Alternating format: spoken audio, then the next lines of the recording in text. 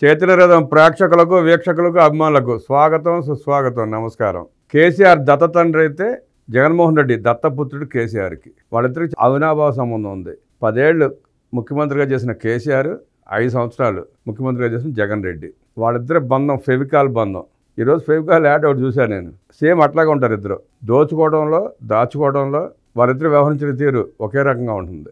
జగన్మోహన్ రెడ్డి తెలంగాణలో తన ఆస్తులను కాపాడుకోవడానికి ఎలా కేసీఆర్కి లొంగిపోయి వ్యవహరించాడో మనం అందరం చూసాం. పోలవరం నాశనం అవడానికి కారణం కేసీఆర్. జగన్ రెడ్డిని అడ్డం పెట్టుకుని పోలవరాన్ని నాశనం చేశాడు. జగన్మోహన్ రెడ్డిని అడ్డం పెట్టుకుని అమరావతిని నాశనం చేశాడు. పోలవరం పూర్తి అయితే తనకు ఇబ్బంది అని, అలాగే అమరావతి పూర్తి అయితే తన రాష్ట్రానికి ఇబ్బంది అని జగన్మోహన్ రెడ్డి మెడలు వంచి తన గుప్పిట్లో పెట్టుకుని తెలంగాణతో పాటు ఆంధ్రప్రదేశ్లో కూడా షాడో ముఖ్యమంత్రిగా పరిపాలన చేశాడు కేసీఆర్ గారు. రాష్ట్రాన్ని నాశనం చేయడానికి కారణమే కేసీఆర్. వారిద్దరి బంధం అంత గొప్ప బంధం. దీనిపైన మా సీనియర్ జర్నలిస్ట్ నీరుకొండ ప్రసాద్ గారు ఒక ఆర్టికల్ రాశారు. ఆర్టికల్ చదివి వినిపిస్తా, మీరు వినండి, తర్వాత కామెంట్ చేయండి. గురు శిష్యులిద్దరిదే ఒకటే బాట. ముఖ్యమంత్రులుగా ఉన్నప్పుడు అహంకారపూరితంగా వ్యవహరించిన గురు శిష్యులు కేసీఆర్, జగన్ ఒకే బాటలో నడుస్తున్నారు. నాడు ముఖ్యమంత్రులుగా అధికార దర్పం వెలగబెట్టిన ఇద్దరు నేతలు నేడు ప్రతిపక్షం నుంచి అసెంబ్లీ సమావేశాలకు హాజరు కావడానికి ఇష్టపడటం లేదు. కేసీఆర్ గారు కూడా ఓడిపోయిన తర్వాత ఆ సంతకాలకు వెళ్ళాడు అంతే. ఆయన నేను కూడా ఎమ్మెల్యేని నిరూపించుకోవడానికి అసెంబ్లీలో సంతకాలు పెట్టాలి కాబట్టి ఆ రోజు సంతకం పెట్టొచ్చాడు. జగన్ రెడ్డి కూడా అదే బాట. తెలంగాణలో ప్రతిపక్ష నాయకుడిగా కేసీఆర్కు గుర్తింపు ఉంది. ప్రతిపక్ష హోదాకు తగిన సంఖ్యాబలం కూడా ఉంది. ఆంధ్రప్రదేశ్లో జగన్మోహన్ రెడ్డికి ప్రతిపక్ష హోదా పొందడానికి అవసరమైన సంఖ్యాబలాన్ని ప్రజలు ఇవ్వలేదు. అసెంబ్లీలో ముఖ్యమంత్రిగా రేవంత్ రెడ్డి ఉండటాన్ని తట్టుకోలేని కేసీఆర్ శాసనసభ సమావేశాలకు హాజరు కావడం లేదు. సంఖ్యాబలం లేకపోయినా తనకు ప్రతిపక్ష నాయకుడి హోదా ఇవ్వకుంటే శాసనసభకు హాజరు కాబోనని జగన్ రెడ్డి అసంబద్ధ వాదన చేస్తున్నాడు. హోదా ఇవ్వాల్సింది ప్రజలు. వాళ్ళు ఇవ్వని దానికోసం పంతం పట్టడం ప్రజాస్వామ్యాన్ని అపహాసం చేయడమే. ఏపీలో జగన్ రెడ్డి, తెలంగాణలో కేసీఆర్ ఎమ్మెల్యేలుగా గెలిచి అసెంబ్లీకి వెళ్ళకపోవడం అంటే ప్రజా తీర్పును అవమానించడమే. అసెంబ్లీకి వెళ్ళని వారు ఎమ్మెల్యేలుగా ఉండటం మాకు అవసరమా అంటున్నారు ప్రజలు. శాసనసభ్యులుగా, మాజీ ముఖ్యమంత్రులుగా తమ బాధ్యతలు నిర్వర్తించకుండా ఇటు కేసీఆర్ అటు జగన్ రెడ్డి తప్పించుకుని పారిపోతూ సరికొత్త రికార్డు నెలకొల్పుతున్నారు. నేను అంతా, నేను ఇంత అని పులివెందుల పులినంటూ డప్పు కొట్టించుకున్న జగన్ రెడ్డికి అసెంబ్లీకి వచ్చే నైతిక ధైర్యం కూడా లేదా? శాసనసభలో చంద్రబాబును ఎదుర్కొనే ధైర్యం లేదా? సభకు ముఖం చాటేయడం పిరికితనం కాదా? జగన్ రెడ్డి, కేసీఆర్ ఇద్దరు నాయకులు నియంతృత్వ పోకడలతో ఒకరితో ఒకరు పోటీపడి ప్రజలకు దూరమయ్యారు.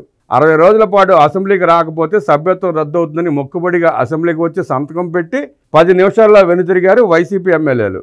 జగన్ తనకు 40% ఓట్లు పడ్డాయని చెప్పుకునే జగన్ రెడ్డి వారి తరపున అసెంబ్లీలో మాట్లాడడానికి వెళ్లాల్సిన బాధ్యత లేదా? అటు కేసీఆర్, ఇటు జగన్ రెడ్డి. అసెంబ్లీకి వెళ్తే కేసీఆర్ 9.5 ఏళ్ల పాపాలు, జగన్ రెడ్డి 5 ఏళ్ల దుర్మార్గాలను అధికార పక్షాలు బయట పెడతాయని సమాధానం చెప్పుకునే ధైర్యం లేక గురు శిష్యులిద్దరూ అసెంబ్లీకి ముఖం చాటేస్తున్నారని ప్రజలే అంటున్నారు. 2019 ఎన్నికల్లో ప్రజలు తనకు 23 సీట్లు మాత్రమే ఇచ్చినా చంద్రబాబు కుంగిపోకుండా, చిన్నతనంగా భావించకుండా బాధ్యతగా శాసనసభ సమావేశాలకు హాజరయ్యారు. అధికారంలో ఉన్న వైసీపీ ఎమ్మెల్యేలు, మంత్రులు అడుగడుగున అవమానించినా భరించారు. చంద్రబాబు 14 ఏళ్లు ముఖ్యమంత్రిగా ఉండి కూడా ప్రతిపక్ష స్థానంలో కూర్చోవడానికి నామోషిగా భావించలేదు, బాధ్యతగా భావించారు. కేసీఆర్ 9.5 ఏళ్లు మాత్రమే ముఖ్యమంత్రిగా ఉన్నారు. జగన్మోహన్ రెడ్డి 5 ఏళ్ల పాటు చక్రవర్తిగా వ్యవహరించిన తాను ప్రతిపక్షంలో కూర్చోవడం ఏమిటని నామోషిగా భావిస్తున్నట్టు అర్థమవుతోంది. 23 మంది శాసనసభ్యులు మాత్రమే ఉన్నా బాధ్యతగా చంద్రబాబు ప్రతిపక్ష నాయకుడి పాత్ర పోషించిన విషయం తెలిసి కూడా కేసీఆర్, జగన్మోహన్ రెడ్డి గురు శిష్యులు శాసనసభకు హాజరు కాకపోవడం వింతగా ఉంది. సభ్యత్వం రద్దు కాకుండా బడ్జెట్ సమావేశాల మొదటి రోజు కేసీఆర్ అటెండెన్స్ కోసం అసెంబ్లీకి వచ్చారు. శిష్యుడు జగన్ రెడ్డి కూడా బడ్జెట్ సమావేశాల మొదటి రోజు అటెండెన్స్ కోసం అసెంబ్లీకి వచ్చి మొక్కు తెచ్చుకున్నారు. ప్రజాగ్రహానికి గురై ప్రతిపక్షంలోకి నెట్టబడిన కేసీఆర్, జగన్ ఇప్పుడు ఇద్దరు నాయకులు అహంకారాలు చేస్తున్నారు. అధికారంలో ఉన్నప్పుడు అహంకారంతో వ్యవహరించిన ఇరువురు ప్రజాస్వామ్యాన్ని గుర్తు చేస్తున్నారు. అధికారంలో ఉన్నప్పుడు తాము ప్రజాస్వామ్య వ్యవస్థలో ఉన్నామన్న వాస్తవాన్ని విస్మరించి నియంతలా వ్యవహరించిన వీరు ఇదెక్కడ ప్రజాస్వామ్యం అంటూ గతం మరిచి గగ్గోలు పెడుతున్నారు. తాము శాశ్వతంగా అధికారంలో ఉంటామని నమ్మి విరవీగిన కేసీఆర్, జగన్ రెడ్డి గురు శిష్యులు ఇప్పుడు అధికారం శాశ్వతం కాదంటున్నారు. ఈ ఇరువురు నాయకులు రాజకీయ ప్రత్యర్థులను వ్యక్తిగత శత్రువులుగా వేటాడారు. ఇప్పుడు పోలీసులు అధికార పక్షానికి తొత్తులుగా మారారని శుద్ధులు చెబుతున్నారు. తెలుగునాట ఎందరో ముఖ్యమంత్రులుగా పనిచేశారు. కానీ సొంత మీడియా సంస్థలను ఏర్పాటు చేసుకున్నది కేసీఆర్, జగన్ రెడ్డి మాత్రమే. వారు ఇరువురు అధికారంలో ఉన్నప్పుడు వారి మీడియా వ్యవస్థలకు అంత బ్రహ్మాండంగా కనబడింది. ఇప్పుడు ప్రతిపక్షంలో కూర్చోవలసి రావడంతో వారి మీడియా వ్యవస్థలకు అంతా విధ్వంసం, అధ్వానంగా కనిపించడం వింతగా ఉంది. రేవంత్ రెడ్డి, చంద్రబాబు పాలనలో ప్రజలు అష్టకష్టాలు పడుతున్నట్టు అబద్ధాలతో పెద్ద పెద్ద కథనాలు రాస్తున్నారు. చంద్రబాబు నేతృత్వంలో కూటమి ప్రభుత్వం వల్ల రాష్ట్రం అన్ని రంగాల్లో అధోగతి పాలవుతోందని జగన్ రెడ్డి గగ్గోలు పెడుతున్నారు. చంద్రబాబు పాలనలో దమనకాండ పెచ్చరిల్లుతోందని జగన్ రెడ్డి గుండెలు బాదుకుంటున్నాడు. తనకు ప్రతిపక్ష హోదా కావాలంటున్న ఆయన మరి కోల్పోయిన ప్రజాభిమానం పొందే ప్రయత్నం మాత్రం చేయడు. తనకు ప్రతిపక్ష నాయకుడి హోదా ఇవ్వకపోతే శాసనసభకు హాజరు కానని, ప్రజలు ఇవ్వని హోదా కోసం హైకోర్టును ఆశ్రయించడం అతనికే చెల్లింది. జగన్ రెడ్డి శాసనసభకు హాజరైనా కాకపోయినా ప్రజలకు ఒరిగేది ఏముండదు. హోదా ఇవ్వకపోతే శాసనసభకే రానని చెప్పడమే జగన్ రెడ్డి ప్రత్యేకత. అధికారంలో ఉన్నప్పుడు జగన్ విధ్వంసాన్నే నమ్ముకున్నాడు. ఇప్పుడు ఎన్నికల్లో ఓడిపోయిన తర్వాత కూడా ఆ విధ్వంసాన్నే నమ్ముకుంటున్నారనేది ప్రజల మాట. ఫామ్ హౌస్ నుంచి అడుగు బయట పెట్టకుండా రేవంత్ రెడ్డి ప్రభుత్వం పని అయిపోయిందని, ప్రజలు అప్పుడే విసిగిపోయారని, ప్రజలు తన పరిపాలన కోసం ఎదురు చూస్తున్నారని చెప్పుకుంటూ ఆత్మవంచన చేసుకుంటున్నారు కేసీఆర్. జగన్మోహన్ రెడ్డి కూడా ఎన్నికల ఫలితాలు చూసి హిమాలయాలకు వెళ్ళిపోదామనుకున్నానని వైరాగ్యం ప్రదర్శించిన ఆయన తర్వాత కొంత తేరుకుని జైలులో ఉన్న సహచర నేరస్తులను పరామర్శిస్తున్నారు. తాడేపల్లి ప్యాలెస్ నుండి కాలు బయట పెట్టకుండా చంద్రబాబు ప్రభుత్వంపై అన్ని వర్గాల్లో వ్యతిరేకత ఉందని, నా పరిపాలన కొరకు ప్రజలు ఎదురు చూస్తున్నారని గురు శిష్యులు ఇద్దరూ చెప్పుకుంటూ ఆత్మవంచన చేసుకుంటున్నారు. అట్లాగే ప్రజల్లో వచ్చిన వ్యతిరేకత వల్ల తాను ఓడిపోలేదని, మంచి చేసి కూడా ఓడిపోయానని ప్రజలను నిందిస్తున్నారు. ప్రజల్లో వ్యతిరేకత వల్ల తాను ఓడిపోలేదని చెప్పుకోవడం జగన్ రెడ్డి మానసిక స్థితికి అద్దం పడుతోంది.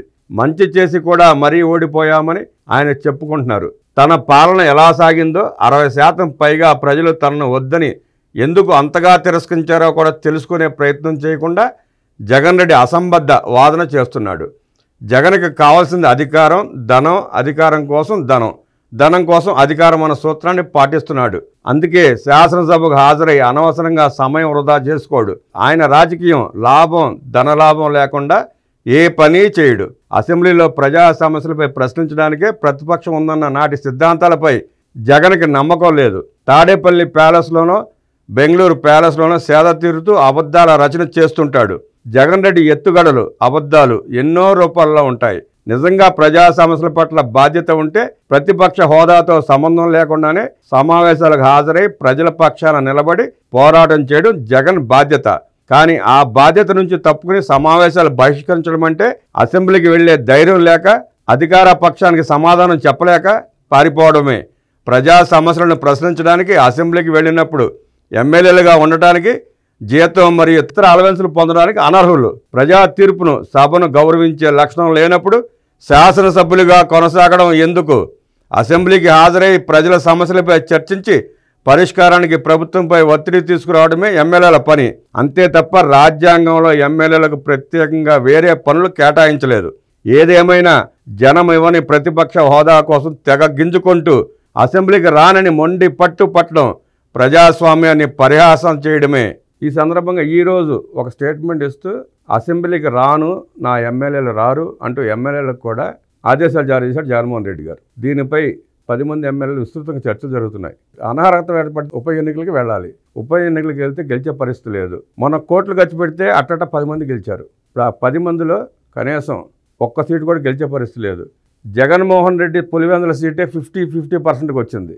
ఆయన కూడా గెలుస్తాడా లేడా అన్న సందిగ్ధంలో ఉన్న సమయంలో 10 మంది బై ఎలక్షన్ సిద్ధం కాకుండా సిద్ధపడే పరిస్థితుల్లో లేరు. పార్టీ మారే ఆలోచన ఉన్నట్టు సమాచారం. ఎంతమంది పార్టీ మారుతారు, ఏ పార్టీ మారుతారు అతి కొద్ది రోజుల్లో తెలుస్తుంది.